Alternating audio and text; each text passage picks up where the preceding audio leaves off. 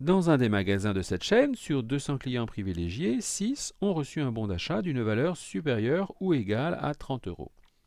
Le directeur du magasin estime que ce nombre est insuffisant et doute de la répartition au hasard des bons d'achat dans les différents magasins de la chaîne.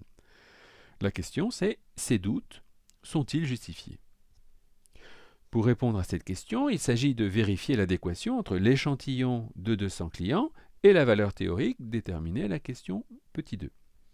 Il faut donc utiliser un intervalle de fluctuation.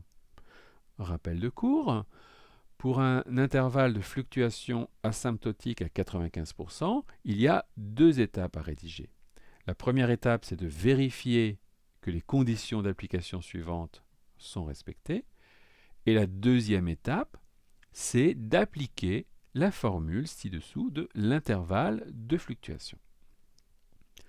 Donc, on commence par vérifier les conditions d'application. On considère un échantillon de 200 personnes, donc n est égal à 200, c'est supérieur à 30. La probabilité d'avoir un bon d'un montant supérieur ou égal à 30 euros vaut 0,057, donc petit p égale 0,057. Les deux dernières conditions sont remplies, car le produit NP est supérieur à 5. Et le produit N fois 1 moins P est aussi supérieur à 5. Les conditions d'application étant vérifiées, il est possible d'appliquer la formule. Donc, on peut utiliser la formule de cours, que l'on sait par cœur. On remplace P et N par leurs valeurs respectives, comme ceci.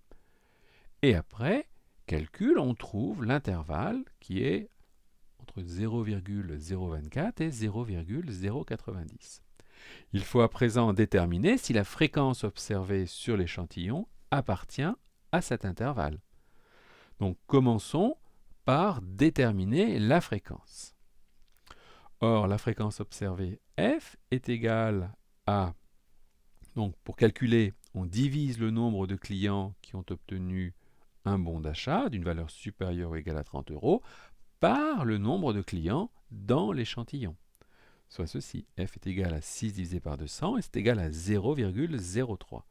Donc f est dans l'intervalle de fluctuation et ainsi on peut conclure que les doutes du directeur du magasin ne sont donc pas justifiés au seuil de confiance de 95%.